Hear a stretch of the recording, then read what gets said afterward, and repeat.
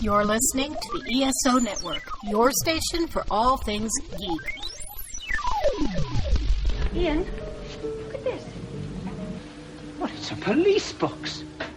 What on earth is he doing here? I mean, these things are usually on the street. I feel it. Do you feel it? Faint vibration. It's alive. Earth Station Who, a fun mashup celebrating nearly 50 years of Doctor Who universe. Hold tight. You never know where the TARDIS is going next. You're probably a bit confused right now. I broke the glass. It's all come back to me. This. What is this? That's my ship. What? Let me take it from the top. Hello, I'm the Doctor. I'm a traveller in space and time. And that thing buried down there is called a TARDIS. Time and relative dimension in space. You're gonna love this. Hey there, everyone. Welcome to another episode of Earth Station Who. That's right, folks. We are back. We took a couple weeks off because of Dragon Con and a couple other things that was going on in life. And we are back. We're full tilt. We are headed into fall. And what a better way to go through fall with a look at Big Finish. That's right, folks. We are going back to December 2009, and we are looking at The Earthly Child, an Eighth Doctor story, which also features the return of Susan. So this is going to be an interesting one to talk about, and I'm really excited about this. It was my first time listening, so it'll be very interesting. Of course, we have Mr. Mike Gordon joining us. Howdy. How are you, sir? Survived Dragon Con okay? Survived and, still recovering. So I think you never fully recover from Dragon Con. That's part of the fun. Yeah, it could be said for that. But, it was a good time, and I'm sure we'll talk a little bit more about it. Oh, I'm sure we will in a few minutes, actually. And we also have joining us once again back on the show because we're talking about Big Finish, and he's almost like our go-to guy on this. Let's welcome, ready for this, folks, award-nominated author, Matthew Kresal. Hello, everyone. How are you, Matthew? I'm doing just fine, thank you. And Congratulations on being nominated. Oh, thank you. Thank you for that, and thank you for being willing to mention it.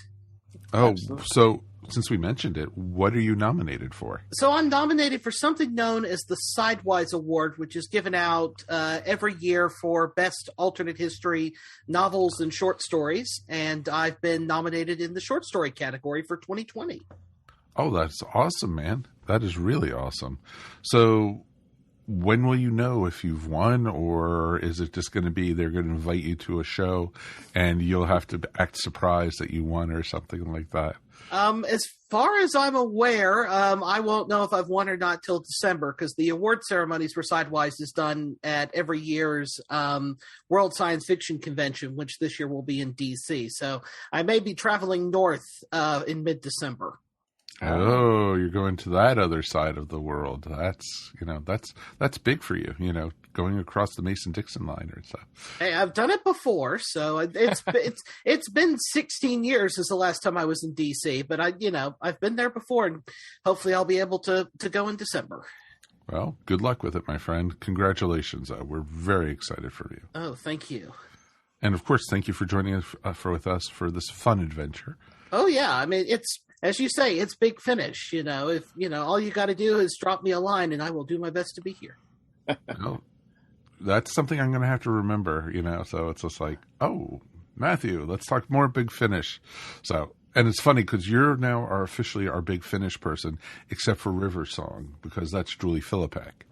So yeah, I will admit River is one of the gaps in my Big Finish knowledge. So I don't have too many, but River is one of them. That's very cool. Yeah, this is perfect for us. Yeah, you could say a river runs through my Big Finish knowledge. Oh, he went there, folks. We definitely would love to hear from you guys at home. Please write us feedback at earthstationwho.com. definitely would love to hear what you guys have to say about this episode and about that joke. We would definitely love to hear, everything, do attention Matthew for that one. So, he's the one who came up with it, and he's still giggling about that inside. So it's cool, folks. But definitely, definitely would love to hear from you guys. Please write us, like we said, feedback@earthstationwho.com.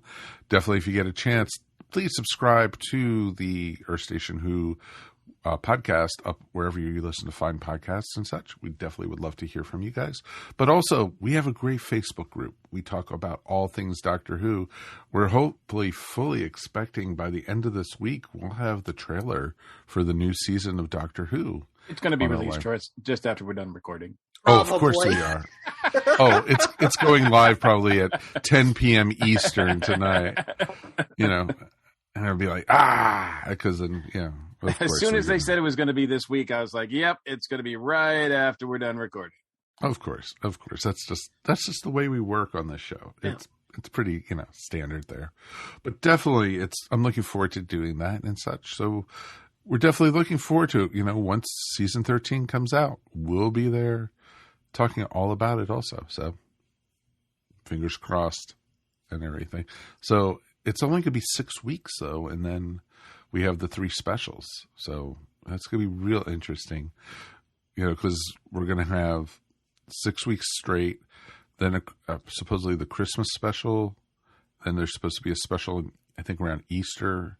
And then they're doing the 100th anniversary of the BBC in the fall. And we've heard mixed stories on that. Is that going to also be the 60th anniversary special, which doesn't fit up, with 60 years with Doctor Who? But this is the UK, so yeah. They did math works different.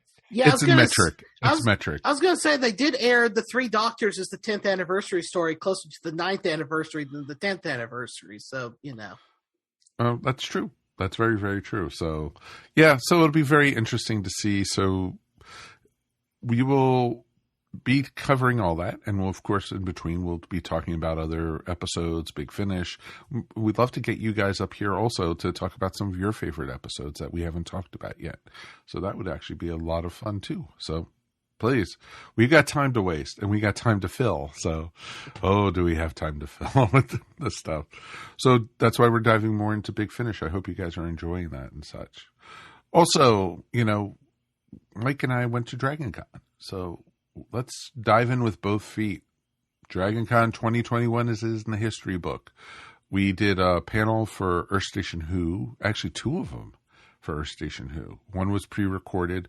We actually did the first 9th Doctor story that he did for Big Finish. We did a review of it. And that was a lot of fun to do. And thank you, Caro and her crew from BritTrax to, including us with it. And we've been doing now stuff for BritTrax for 10 years, I think, Mike? Yeah, I think something like that. I'm not sure when the first panel I was on with them was, but about that.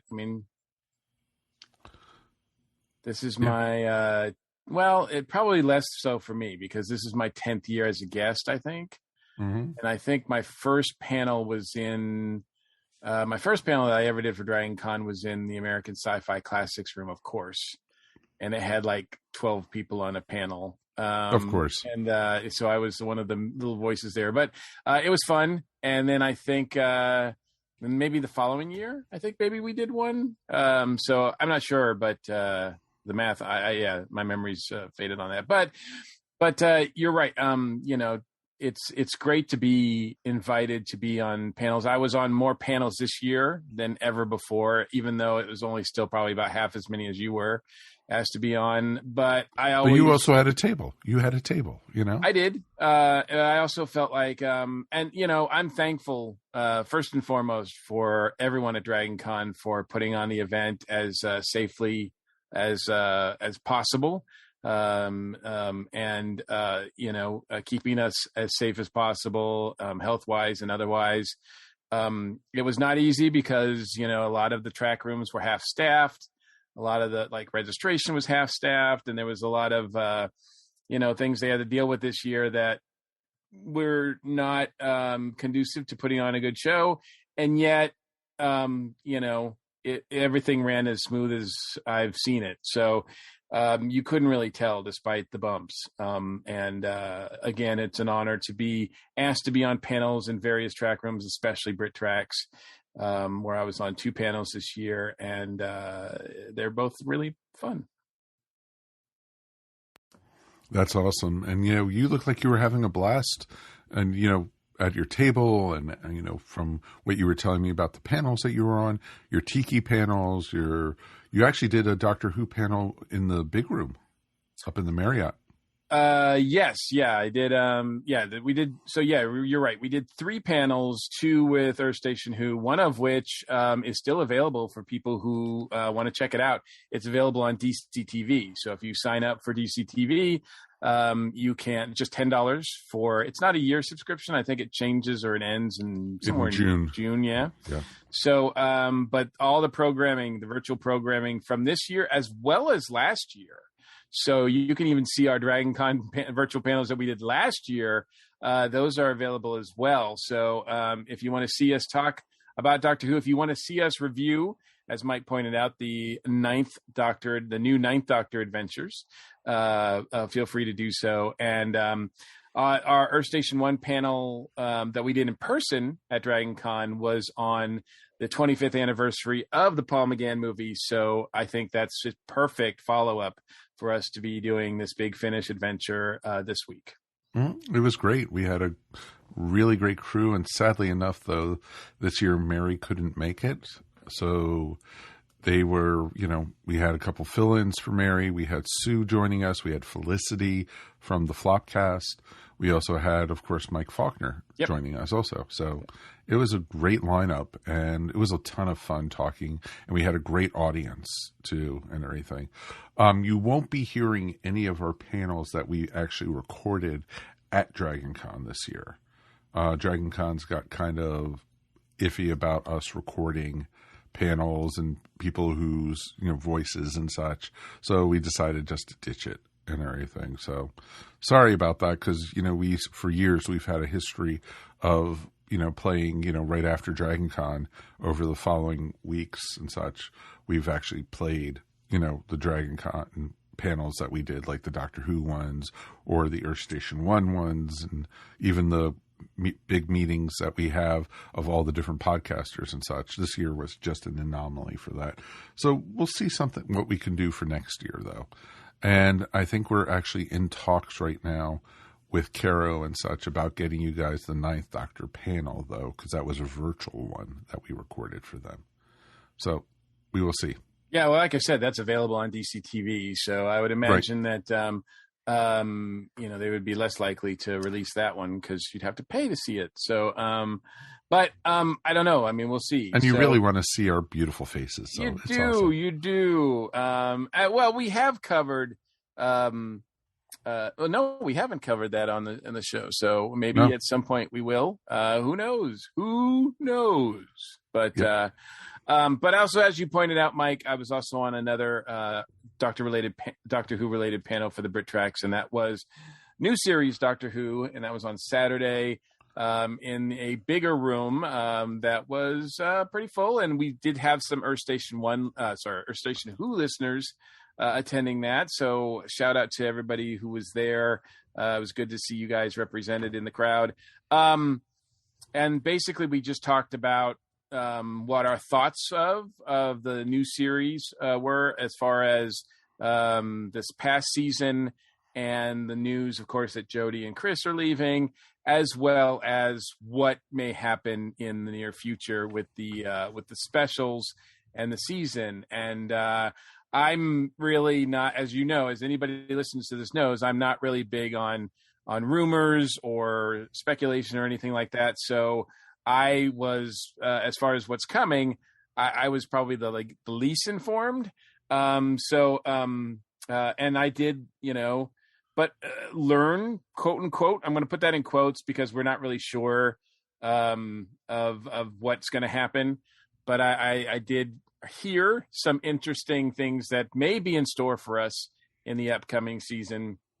But again, I'm going to treat all those as speculation and possible spoilers, so I won't go into detail about them. But let's just say that there's some interesting things planned ahead, I think. And again, if they come true, because well, even you if have they to take don't, everything with a grain of salt. Look, even if they don't, that we've said before after we reviewed the San Diego panel that they did, it's going to be interesting. So and that's what Doctor Who should be, interesting, right? So hopefully it'll be a good kind of interesting.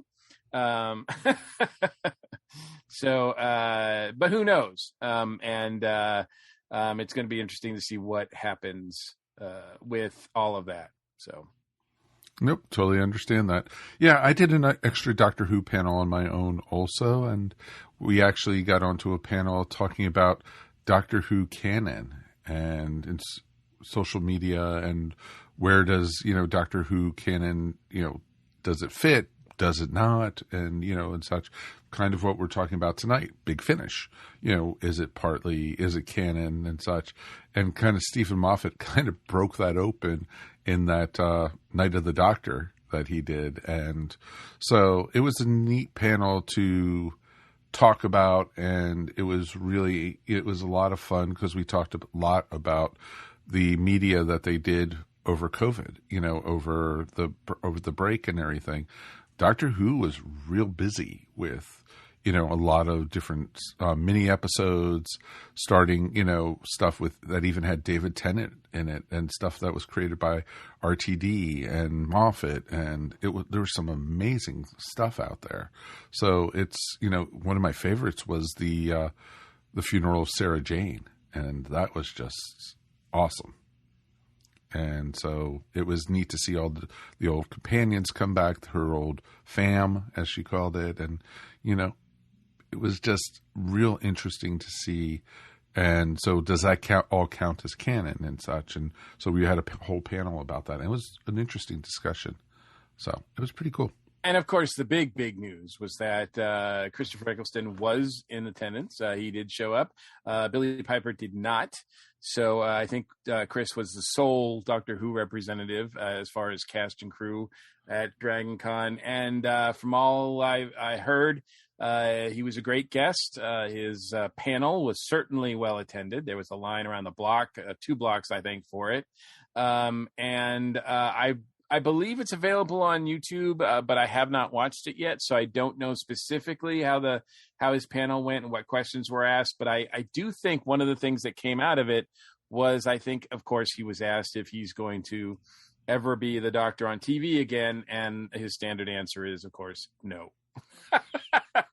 like he just, yeah. So any thoughts that he might be involved with the upcoming specials, anniversary storylines, or whatever, at least he's saying publicly that's not happening. So whether or not you can believe him or not, I don't know. But I think in other news, he did agree recently to do some more Big Finish. So he's not done being the Doctor.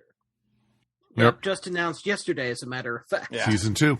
He's announced. Yep. Or Series 2, as they call it. Yeah. So he's not done being the Doctor by any means. I think we really liked that first story that we heard from Big Finish. So we'll be curious to listen to others. Yep. It'll be very, very interesting to see what comes out. And I'm loving hearing Chris. I just picked up his second story from Big Finish, and that's on my list to listen to probably over the next week or two. So should be kind of fun. Matthew, have you been listening to those? Oh yeah, I heard it when it came out, and I've reviewed it over on Warp Factor, as a matter of fact, and it is a hoot. I think it's even better than the first set, to be perfectly honest. Nice. That is awesome. That is awesome. So yeah, it was great. We personally did not go see Chris Eccleston, but he was up on Dragon. I did see the video of it because it's up on YouTube, or you can also see it on Dragon Con TV. So they're available in both places. So definitely check it out if you get a chance. All right, let's take a quick break, and we will be back in a moment. And we're going to be talking all about The Earthly Child. Tonight's show is a little different. Tonight's show is about a man who's not really a man. He's a doctor, but he's not really a doctor. Like Dr. Phil, but awesome. Most people in the United States of America have not heard of him. He's just like me in that regard. Who is he? He's the Doctor.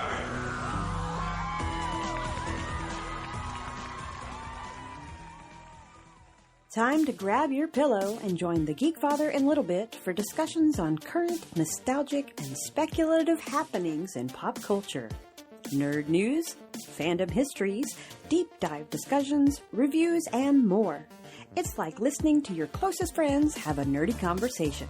So sit back, relax, and let the Blurred Nerds podcast embrace you with their warm, goofy goodness. It's Nerd Goals for your ear holes, right here on the ESO Network. Welcome to Dr. Geek's Laboratory.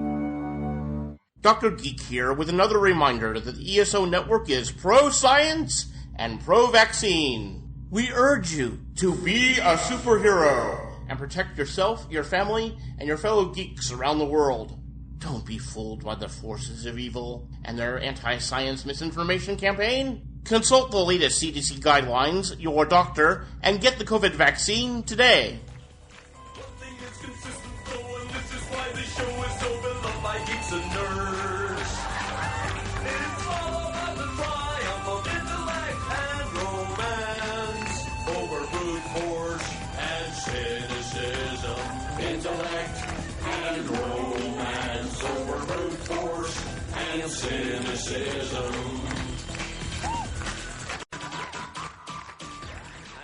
Welcome back. Now we are about to talk about An Earthly Child, and it's going to be a very fun look at the Eighth Doctor and meeting his granddaughter, Susan, and his great-great-grandson, Alex, for the first time. So, pretty awesome. Well, it's just great-grandson, not great-great-grandson, is it? No, it's just great-grandson. Yeah, it's great-grandson. Yeah. Yep. It's great. It's great, though, but you know. He is a great-grandson. Yeah, sure. Yeah.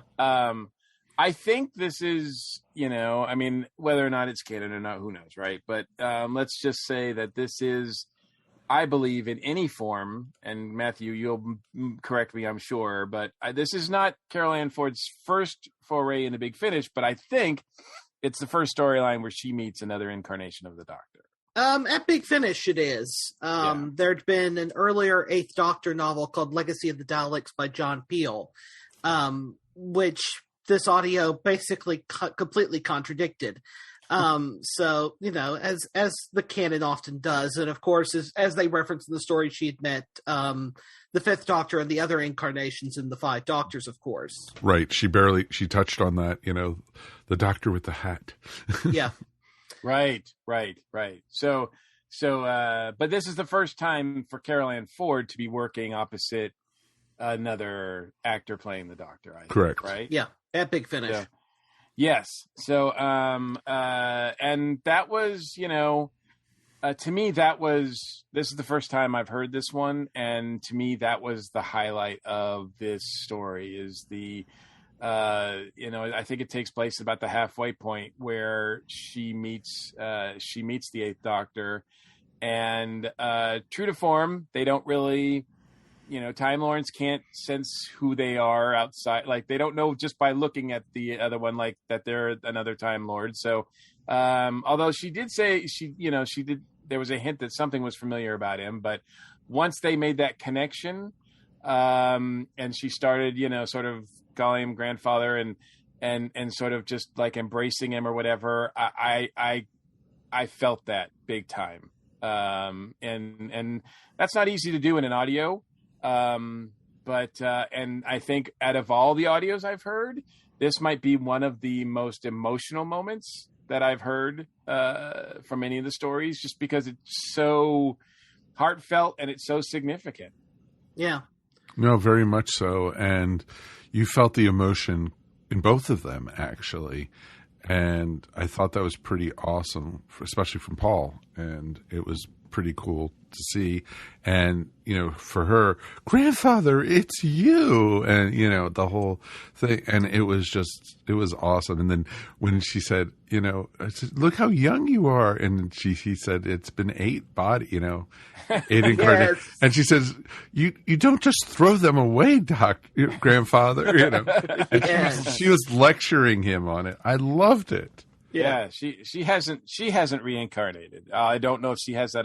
I would imagine she has. Oh that yeah, she option, does. But we would think anyways. But yeah, but if she's really the granddaughter. No. Yeah. But this takes place. So the last time we've seen Susan in the regular storyline was that it was at the end of Mike, remind me, the Daleks, right? The Dalek invasion of Earth. Yep. Dalek invasion of Earth, where she leaves to be with a dude, an Earth guy, in Earth's future, right? Circa 2164 AD. So this happens about 30 years? 30. 30. Okay, so it's 30 years after that? Yeah, because they said in the story, anyone over the age of 35 remembers the invasion. Gotcha. Okay, gotcha. Because Alex is not that old. No, he doesn't remember. He was born after the Daleks were gone. Right. But I mean, the significant amount, because he's not even. I didn't even feel like he was like in his 20s. No, I figured he was about 18 or something. Yeah, I was going to say, I think they say at one point, at least in the extras, that he's 17. So yeah, because he's still. I think he's in university. He's going to Bristol University or whatever it's called. Yeah, but of course he is a hybrid. Because he does have an Earth father, so although I think it's Paul that or the Eighth Doctor that seems kind of confused, like how did she make that work? Like as if like humans and Time Lords or Gallifreyans anyway are incompatible in some ways. So much for being half human on his mother's side. Well, at least Alex is. No, True, I didn't think about on the that. father's side, actually. Yeah, on the father's side. Yeah, exactly. That's it's interesting if you listen to the sort of the after bonus material that's on included here. There's an interview with Paul McGann, and only Paul McGann. Unfortunately, Caroline Ford's not interviewed. No, but it's also his son. Yeah. Right. It's Paul McGann with his son, and it's actually Paul McGann's son who actually plays his great grandson, which is kind of interesting in this as well. Yes. A nice play, but Paul McGann admits that he did not know the history of apparently the character he was playing, because he had no idea that the Doctor ever had a granddaughter or any family of any kind. So I guess when he was up for the role and he was doing his thing for Fox with the Fox movie, I guess no one deemed to tell him like, oh, like that stuff with Hartnell, maybe you should check that out. Well, we know that happens quite a bit, because I know that there's a certain section of the Auntie Jody crowd who's the same way, because she's admitted she's not watched a whole lot of it. And it's like, people should have watched everything, and it's like, yeah, good luck finding somebody who's got the time to put into the role already to do that. But as the representative from Big Finish says, he also says, well, it also depends on the certain showrunners, right? Yeah. Because whatever they want to bring or whatever they think is important as far as the Doctor's character, that's what they'll inform the actor of. And apparently for the Fox movie, it was not for that depiction. I keep calling it the Fox movie because it was a joint effort between the BBC and the Fox network. But in any case, it was. I guess they didn't, feel like it was necessary to bring up the fact that he did have, and a lot of the showrunners have ignored Susan, and so have ignored the fact that he's a grandfather, at least. Yeah. And taking anything like that out of it, or any sort of family out of it. I think it's only with, I want to say it's only with Moffat's run did we really start to get like kind of hints that was now back into play. Yeah. Right. He admitted that, he was married and that before, and that he had children and, of course, a grandchild. Yeah. I don't know if that wasn't during the RTD era, right? That was all Moffat. I thought that was all Moffat. I think there's a passing reference in a couple of places in the RTD era that, there's the line in The Empty Child, for example, about before this war started, I was Dr. Constantine or whatever his name is says to the doctor about before the war started, I was a father and a grandfather, and now I'm just a doctor. And the doctor replies back, "Yeah, I know what you mean." Yeah, I gotcha. Yeah, there was a point in the 80s, because John Nathan Turner was all no hanky panky in the TARDIS. Carol Ann Ford tells the story on the 25th anniversary version of The Five Doctors that at one point she got told off for calling him grandfather when they were filming, with Richard Hundrell stepping into the Hartnell role.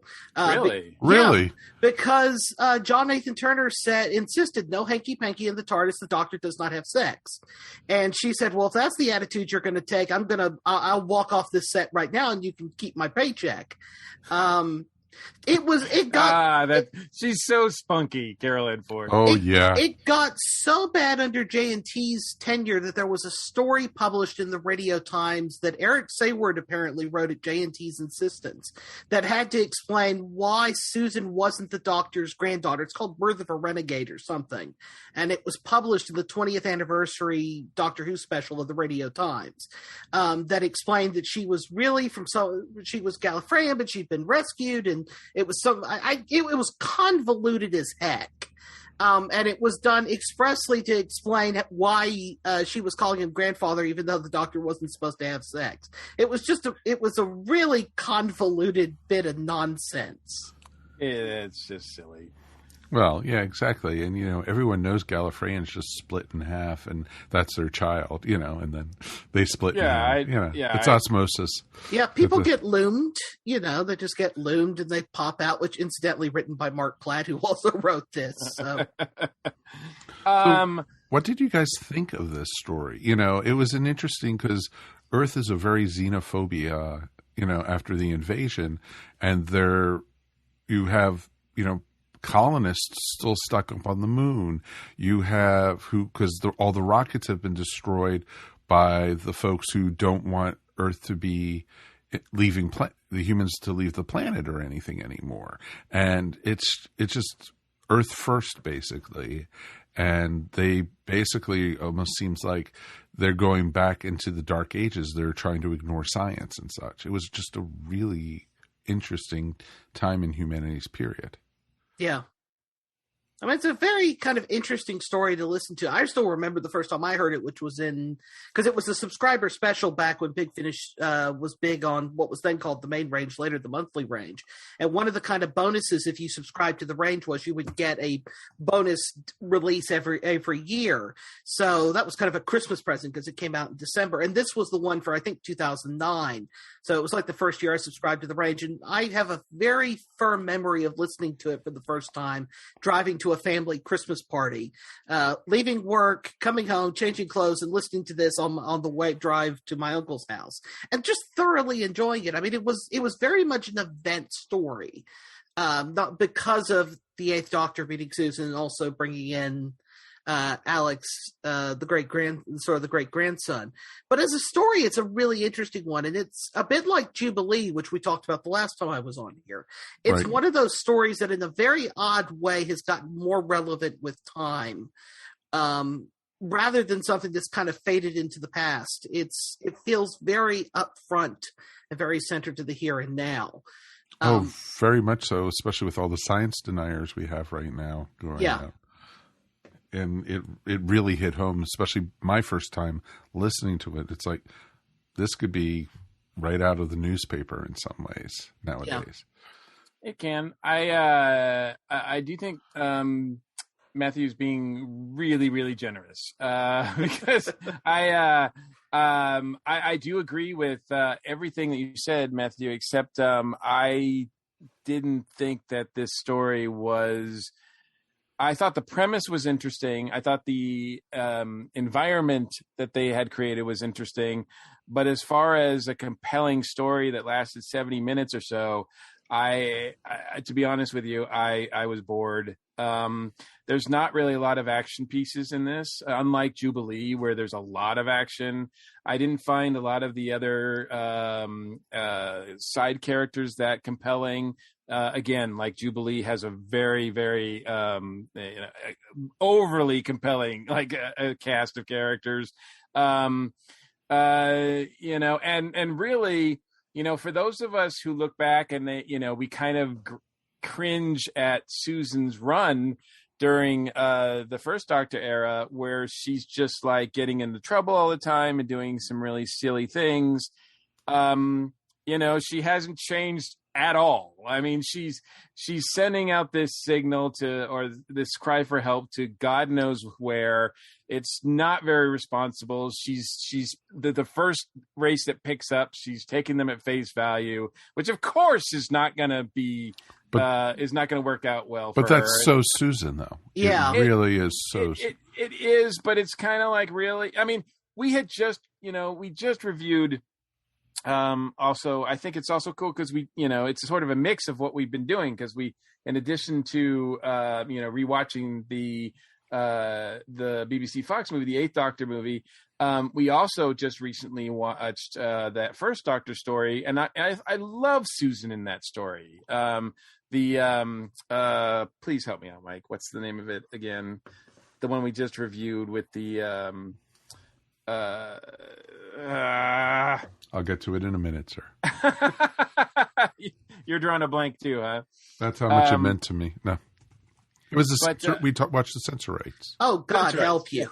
Yeah, I liked that. I liked that one, and I liked Susan in it. I thought Susan had a great role. Her empathy and her telepathy, really, her powers there, I thought made her one of the most interesting depictions of Susan that we'd seen in that first season or whatever.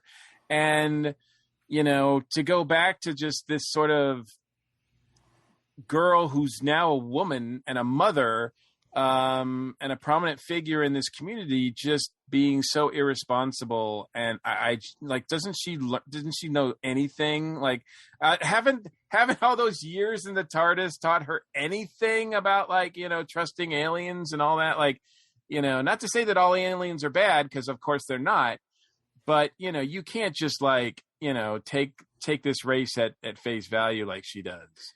Well, I think it comes from a place of desperation, because things have gotten bad. And part of my appreciation, I think, perhaps for listening to it this time, is just recently Big Finish did an early adventure called After the Daleks, which is Susan right after the events of Dalek Invasion of Earth. I mean, it literally picks up pretty much from the moment that ended.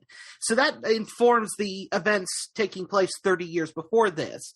Gotcha. And Roland Moore, I think, was the writer of that one, ties it in to a certain extent with a lot of the themes and stuff from this one. So it makes a nice sort of duology for anybody who's interested in listening to it. Mm-hmm. Also, it doesn't have the Doctor in it at all, which is a really interesting thing for Big Finish to do. So I think, is it one of those what is it, the Companion Chronicles that really don't have the Doctors much, right? They just the early adventures were kind of deal more with kind of their enhanced audiobooks in some ways. They've got dramatized bits, but they also have a narrator to them as well. So it's kind of a cross of formats.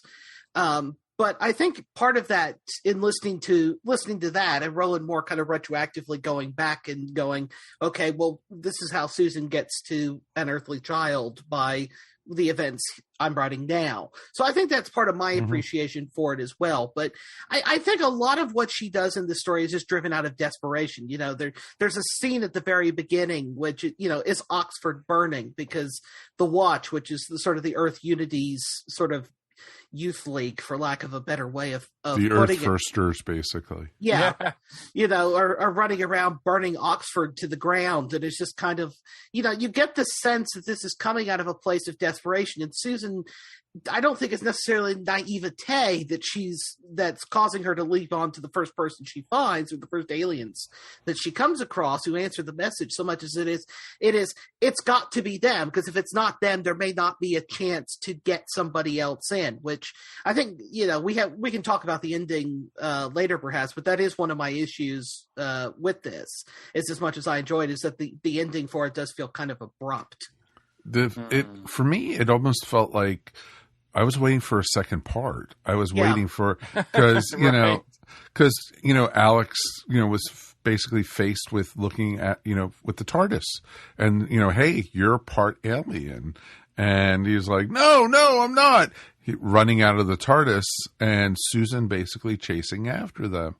And, basically the doctor says, I've got to go. I want you to come with me. He said, no, I want to stay here for my son. And he said, I'll be back again, like he always does. But it was it was so abrupt. And it's like, wait a minute, where's the second part? Where's them, freeing the Earth or opening the people's minds on Earth, because the aliens had just left and there was so much chaos happening and the doctor just leaves it like, hey, screw you guys. And well, he's prone to do that anyway. I was fixing to say, yeah. That's a very doctor thing to do. Yeah, he's got a history to be like, okay, clean up on aisle 4, I'm out. He'll make the mess and leave others to clean it up. But that's the thing. It's like there's if anything, the events that happen here make it almost feel like the Earth firsters or first earthers, whatever you want to call them, like that they're right, like they're almost like, oh yeah, well, see, we were right in thinking of what we did because all aliens are bad and they don't belong here because look at what's happened here. Every alien that we've run across in this story is doing something that's against us, really. So no, exactly. No, you're exactly right. And it's like, and it's kind of like, I don't think that was supposed to be the point of this story. Or maybe, hopefully it wasn't. But, and again, like I said, I just didn't find, even Alex, I didn't find really compelling. No, nothing against Jake. I just didn't find the character that compelling. I didn't find, the only one that I found somewhat compelling was Marion, and that was just a whole mess as to whether or not she was dead or not, or killed, or, and she was taken over by I can't remember the alien race, but she was called Hope, I think, right? Or yes. Was the name of the alien? Yeah. And it didn't seem like it just was kind of a muddled mess to me. And whereas I appreciate the significance of this story, I just wish the story itself was better for just that moment, No, agree completely. And no, it was messy. And, when they were on the beach or something and the poor lady, was fading away and it's just like, what's going on here? And then the doctor says, okay, I don't believe she's really dead. And then we find out, and then very quickly when he, gets back to finding the real Marion, he's like, oh yeah, she's dead. And I'm like, oh, well, okay. Like that just seemed like kind of sudden. But Matthew, I have a question for you. Yes, because you're apt to know this more than anybody else here. Know it all. Yeah, right. I've been called worse. The Eighth Doctor does not. I think this is one of the few stories that we've listened to at Big Finish where he does not have a companion. Yeah, that's right. I don't know exactly where it takes place in the chronology. I have a rough guess. It's somewhere during the Lucy Miller stuff because but I think part of the reason why the ending is so abrupt and it's left open the way it was is that they did eventually bring Susan and Alex back for a number of the audios in the Lucy Miller run. As well, including, I think it was a Christmas release called Relative Dimensions, and then the epic 2-part conclusion to that whole run. Looks like it's Lucy Miller to the death. So this is one of the audios where McGann's not with either Charlie or Lucy at this point in Big Finish's history. Gotcha. I wasn't sure where this was. This the one of the first few that Paul had done, or this was a bit of the ways into it because he had done 7 or 8 years worth of stories at this point. So wow. Yeah, because he started in the early 2000s. This was already 2009, 2010. Yeah. Wow, So I didn't this realize was- he'd been doing it for that long, because this story is like, what, 11 years old in and of itself? So Yeah. I didn't realize he'd been doing Big Finish for 20 years. Yeah, he did. It was January Now we all 2001. feel Storm old. warning. Yeah, yeah. I'm writing an article about it for a fanzine at the moment, so it's just kind of looking back at the time and going, God, I feel old, because the audios were already 5 or 6 years old when I started listening to them, and it's like, how long have I been a fan? But I do like hearing Carol Ann Ford, despite the fact that, when I watch the first Doctor stories with Hartnell, like sometimes her character is really not the best. But listening to her here, I mean, she plays that part so well. It's like she hasn't missed a beat, and good for her. I mean, she's still doing these. Like, she just came out with, as you said, Matthew, she just came out with a couple of stories this year. That whole set. Did you listen to Susan's War? Is that any good? It came out last year, and it is. And that has the Eighth Doctor in it too, right? Yeah, he pops up in the last one, and that ties in that particular episode of that set ties in with some of the later stories where she came back into the Lucy Miller run, her and Alex both. So, gotcha. So, I mean, one of the reasons I think her character is so strong here too is because of Mark Platt. Mark Platt had previously written for her character in the Doctor Who Unbound range. The two, was it Old Mortality and A Storm of Angels, where she was with Jeffrey Belden's alternate First Doctor, who was very Hartnell-like. So I think Platt had a lot of experience writing for that character and knew how to pitch it to get the best out of Carol Ann Ford. And I think it's something that comes across in this as well. I'll also say too that listening to Paul McGann never gets old.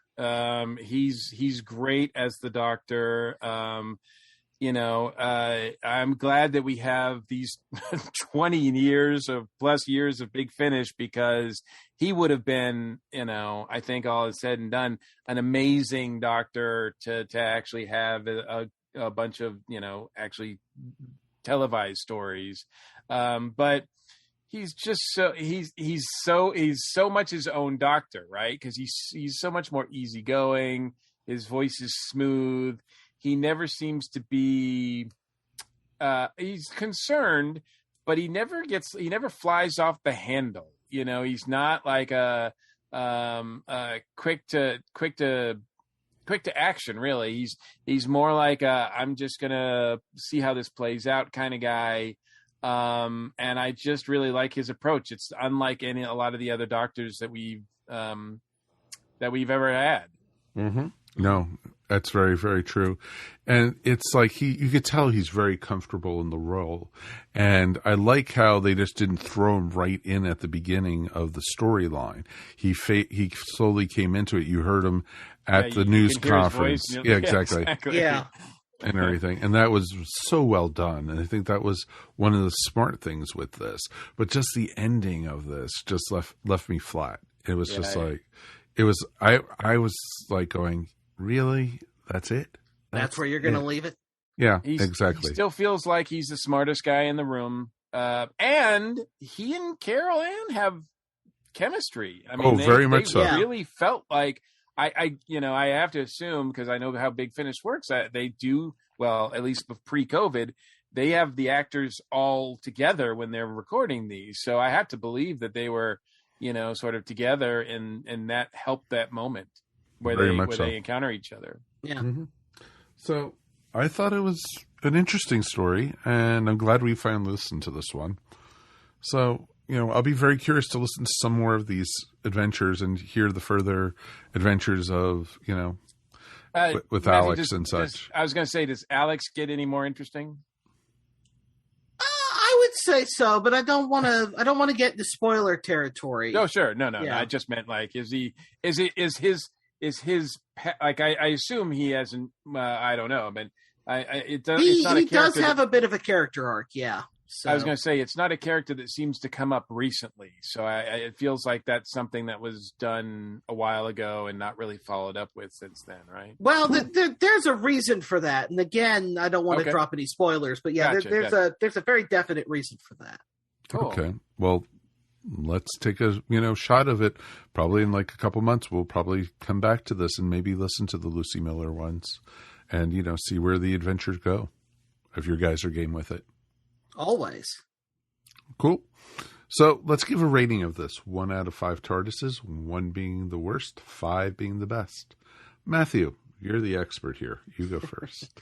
I think I'm going to give it a 3.5 out of 5. I think, the ending being as abrupt as it is, and I think that while there's some interesting world building that's done in it, I think that it doesn't perhaps do as much with it as perhaps it could have. But it is one of those stories I think that's very much carried on the back of it being an event. Certainly when it came out in 2009, it was very much an event story, and this thing that everybody wanted to hear for a long time. And there's some solid performances in here, and as we talked about, the chemistry between Paul McGann and Carol Ann Ford is first rate, and it's a shame we couldn't see them together on screen, because I'm sure they would be lovely together. Oh, very much so. I agree with that. And it's interesting because so many people have said Carol Ann Ford's still alive. She's not ancient. Carol Ann Ford and William Russell are still alive. I know. Do it's something with these folks. It's inexcusable that they haven't been, that we haven't seen them at all in New Who. I think the closest thing to newish Who was Adventures in Space and Time when she made the cameo in there. But so did William Russell. Yeah. Well, Carol Ann Ford retired from screen acting in the late 70s because of health issues. So, that's the big reason why she hasn't done much in terms of screen acting outside of the 5 Doctors and that one cameo in Adventure in Space and Time. And keep in mind, William Russell's in his 90s now. God bless the man. But I mean, I'm not saying that they have to appear in a full story, but I mean, we say that, but Gareth Roberts was asked about the caretaker, because it was set at Coal Hill School, and somebody's like, that would have been the perfect opportunity to have William Russell in. And Gareth Roberts responded back in an interview, or somebody on Twitter, I can't remember exactly where, and went, yeah, but if you're going to bring back an old companion, especially in modern Who, it has to be an event story. That's what the story is going to be about. We've sort of, at least in terms of how the BBC apparently thinks about things. That's true. When they brought the Brigadier back on Sarah Jane, the poor guy had to be sitting in a car or propped up against it because he was so ill already at that point. Yeah. And I know I've read anyway that William Russell was supposed to have a cameo at the beginning of an Adventure in Space and Time. It was supposed to be him, not some random dude who came in to say, you got a message from your doctor or whatever. And William Russell just couldn't do the recording that day, whether it was health or what I don't know for sure. Mm-hmm. Well, it would have been interesting. It would have been. Okay, Mikey, what about your rating? The event is significant, but I wish the story was up to the same level. So I'm going to give it a 3. I don't think it's certainly there's nothing in here that's offensive or anything. So it's not like, oh, you wasted time listening to this, because it's a nice listen. It was 70 minutes. It was not a big deal. It's a nice listen. Like I said, Paul. I'll listen to Paul McGann read the phone book. He's just so smooth and so cool to listen to, and he has real chemistry with Susan. So I like the characters interacting. I just wish the story and the characters were stronger. So I'll give it a 3. Okay. And once again, you and I agree, because I was going to give it a 3 also. And so it was great to hear the two of them together. It had the beginning of something really awesome.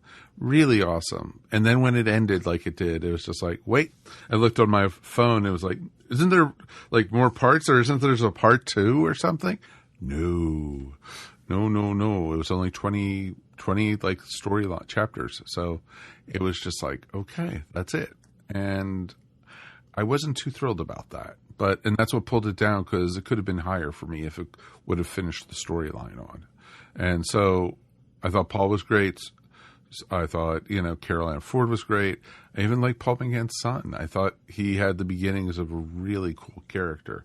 So I'm glad to hear that they continue the story, though, with the characters and everything. So that is a plus. But, we'll come back to it. We've got time. as we like to say with Doctor Who. Anything but time, folks. So it'll be a lot of fun. So on behalf of myself, Mr. Mike Faber, Mr. Mike Gordon, and of course, Matthew Kresal, thank you for joining us tonight. We will be back again in 2 weeks. That's right. And we are going to be looking at an invasion. That's right. We're going to the Second Doctor era, and we are going to be going into the sewers looking for Cybermen. Should be a ton of fun for that one. Also, wanted to give a call out. If you want to join us in a month, we are going to be doing a listener's choice. So please write us feedback at earthstationwho.com. Drop us a note. Find me on instant message. Whatever you do on Facebook, check us out and, drop us a line. We'd love to have you on our show to talk about your favorite episodes of Doctor Who. So just wanted to give you guys a little bit of a heads up. So until then, we will see you here next time on Earth Station Who. Mary, we miss you, and hopefully you'll be able to join us back soon. Hope everyone's doing okay. Peace, and we are done. Boom. You have been listening to Earth Station Who, a bi-weekly pop culture podcast dedicated to all things Doctor Who, featuring talents from across the universe. All topics on the show are the sole opinions of the individual and are used for entertainment value alone. You can subscribe to our podcast up on iTunes, Stitcher, or follow our blog at www.esopodcast.com. You can also follow us up on Facebook, Twitter, or Google+. If you enjoyed the show, please leave feedback up on iTunes.